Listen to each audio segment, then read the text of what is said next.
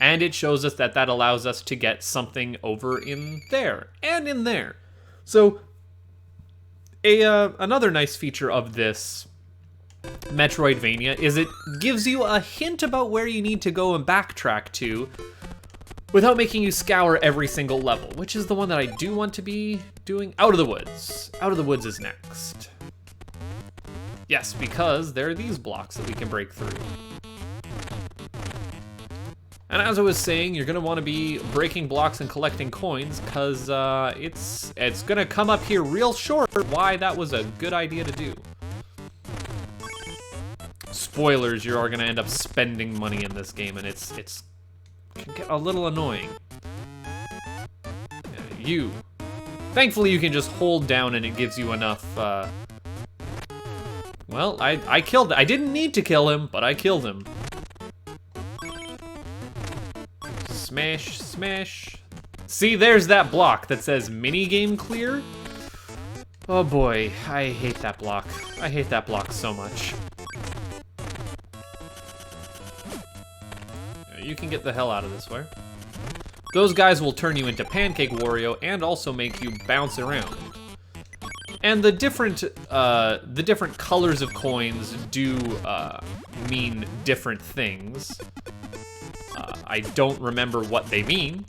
Sorry, I'm an idiot. But yes, you'll turn into Pancake Wario, and then these grabby guys, which normally just do this, will unpancakeify you. Now, I need that red key, if you don't mind, Mr. Worm. Get the hell out of here. And you can also butt stomp on the enemies, which is handy. Now I need to look for the minigame door, and oh boy, this game has not a terribly annoying minigame, it's just one that can be surprisingly difficult. Yes, here it is. So it costs 10 coins to play. I have 84 coins. And it is golf, it is Wario Golf. And I have to beat par and able to get the minigame block to open up. Okay, and there's no way to adjust the power, so that's where full power would bring me. Ah, gosh, dang it.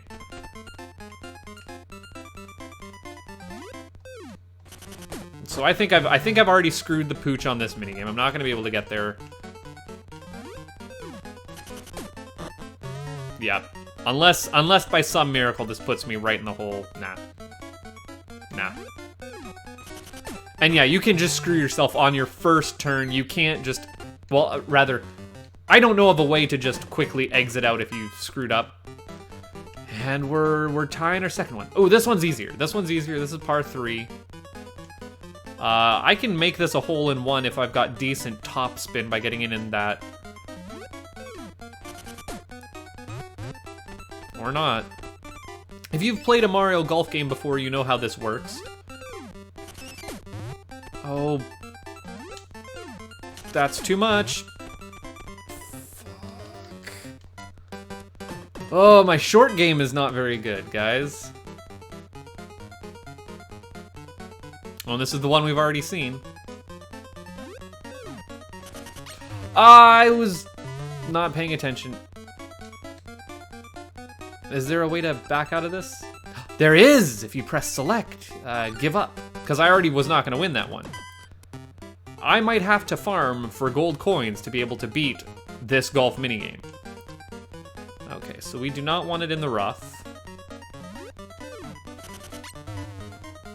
And yes, if you can also screw up on your... And I just did it full power for no good reason. Okay, I gotta get it in the next 2 shots, which I might be able to do. This is the worst showing to be able to get it in. So bloody close. Can you just...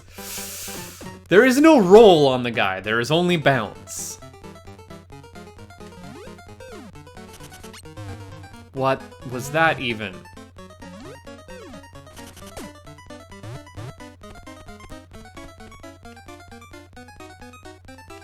Okay, that could be perilous. That bounce is almost going to get me killed.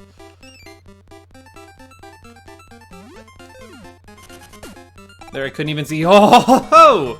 Okay, that took more times than I would have liked. And yes, there are maybe half a dozen mandated ones of those to do to beat the game. I think a dozen overall. But now the minigame clear has been lifted. It was all we had to do. No, there is no way to bypass this. If you're doing a speed run of this game, those golf minigames can be real game enders. What? Why is it paused? I don't know why my perfectly legitimate program decided, yeah, I'm gonna pause there. We got a honey pot. What does the honey pot do? Also, this game has like 70 distinct little cutscenes here, which is a lot to pack onto a Game Boy Color cart. Oh, inside of the pot was a rain cloud that then caused a lake to appear, which now creates a new level. Because that makes sense. That makes perfect sense. Where should I head? I should head to the Pool of Rain, according to the hint guide. And yes, every time we walk by there, it's going to taunt us. That's where, if you get a bunch of optional treasures, let's see, later on in the game. Oh yeah, I got stuck here for a while when I was first playing this game, is you have to ground pound these, and it affects the heights of certain ones. So you can, in fact, it is a little bit of a, like, push-pull puzzle. Can I get over that one? Yes. No. But I should. No. Here's what Wario stuck in the water looks like. But yeah, if you get a bunch of optional treasures, which are crayons, they slowly color in that. Oh, that did not go up the way I wanted it to. Hello? Maybe this one? Yes, there we are. Now, can I get up there? No. And that pushes that up, because I bet you my key is up here. Yes, haha! See, I remember this game. I remember how this game do. Oop. God damn it. Now, Wario just can't swim quite yet. But yeah, if you get a bunch of optional treasures, which are crayons, they color in that mountain. And then once you have the whole mountain colored in, it will let you play, like, golf courses with that golf minigame, and it's, air quotes, fun.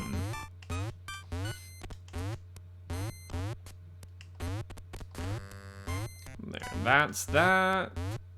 That's that. And thankfully that guy didn't hit me.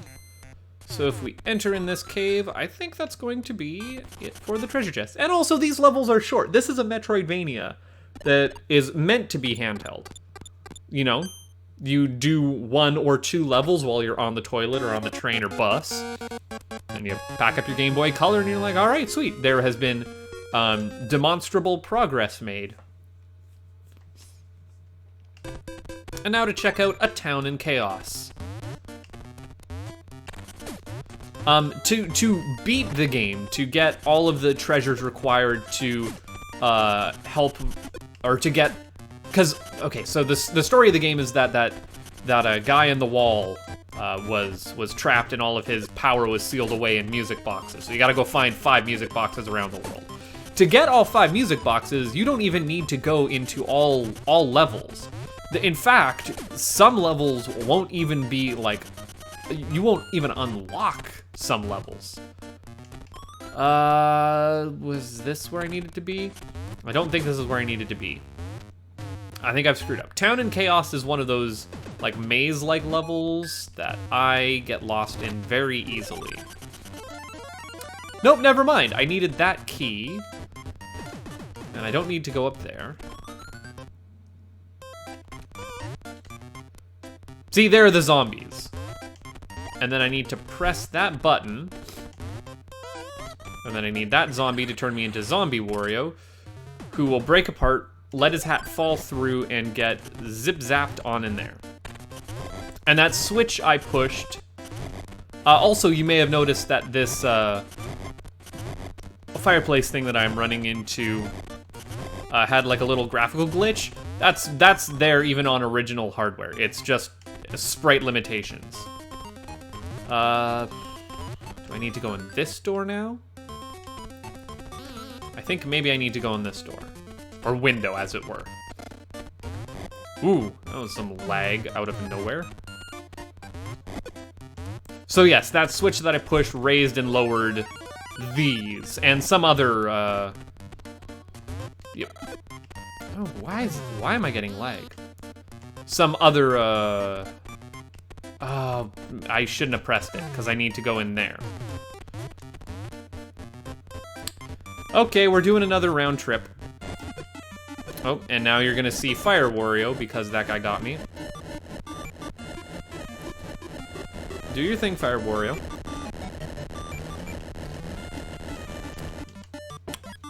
When I get the cash and have the time and have ordered the Pearlers, I'm gonna do a set of the Wario transformations from this game because they're all rad. Most of them are rad. Some of them are true body horror nightmares, but I mean, that's Wario for you.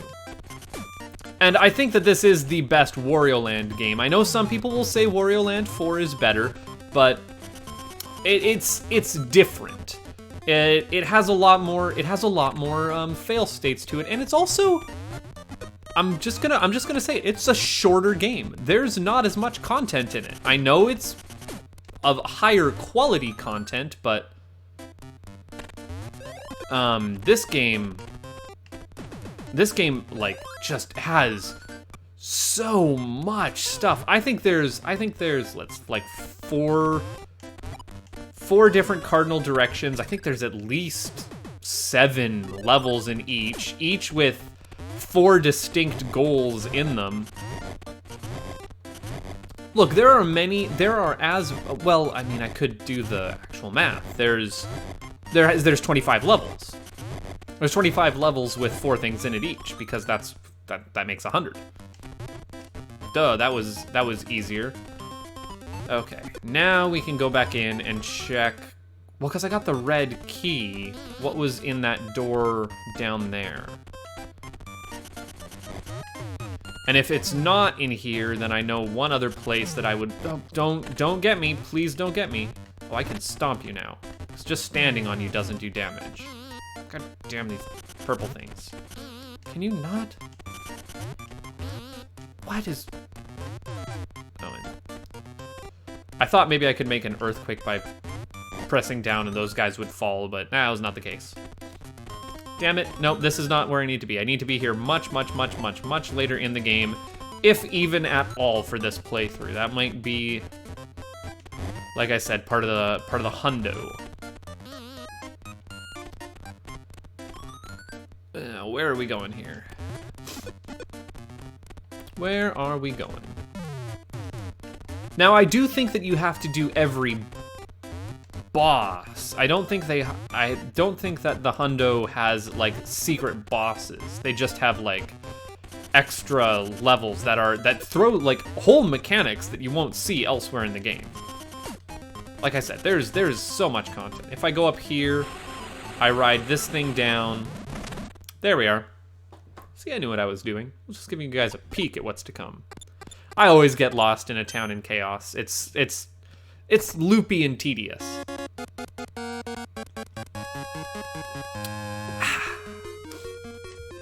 And that was our second gear, which now goes into the elevator.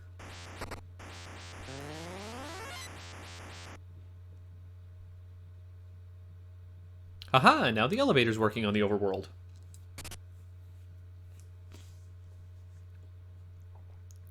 And that lets me progress to the Grasslands.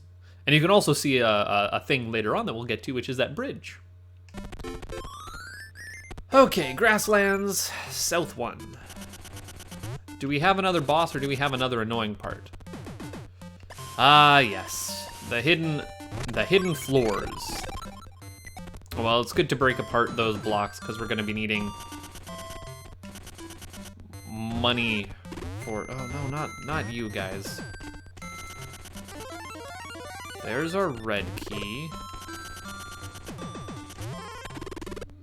Please don't attack me, Mr. Birdie. I think we're already on to our next boss, guys.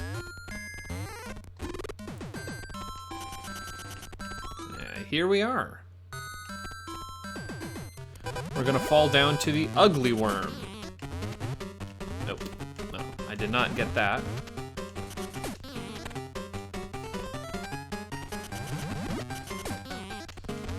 So hitting him in the face doesn't do anything, it just makes him fall back down. You actually have to stomp on his stupid looking head. There we are. And the last one you can get. It's that second one that I always have trouble with. And now this is going to bring us to the treasure chest, but I don't have the key yet, so I'm gonna go find that.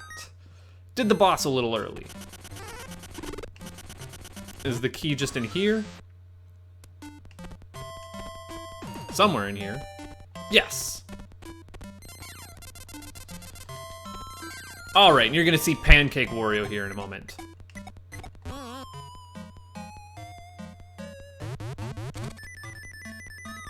I like how his eyes do the little shuffle back and forth.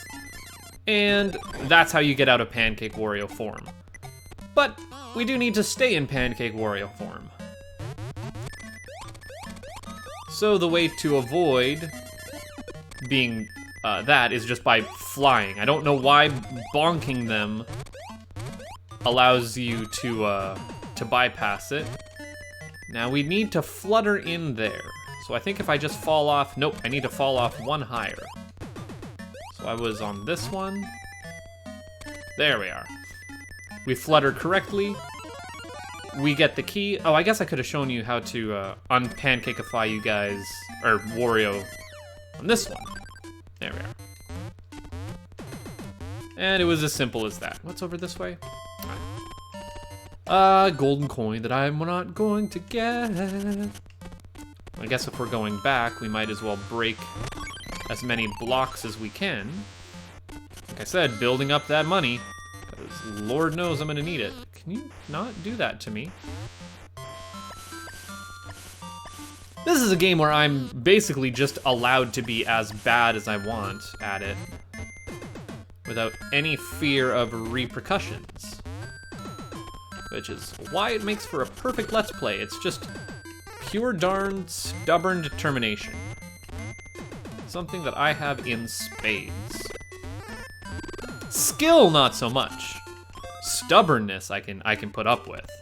I can bash my head against the same. A friend of mine, Tom Francis, actually just put out his GDC talk, where he talks about not bashing your head against a wall. You know, it's okay to give up. In fact, it's encouraged to give up. And he has a very interesting analogy about bashing his head against the wall. You should check that out. I think it's just Tom Francis GDC 2020.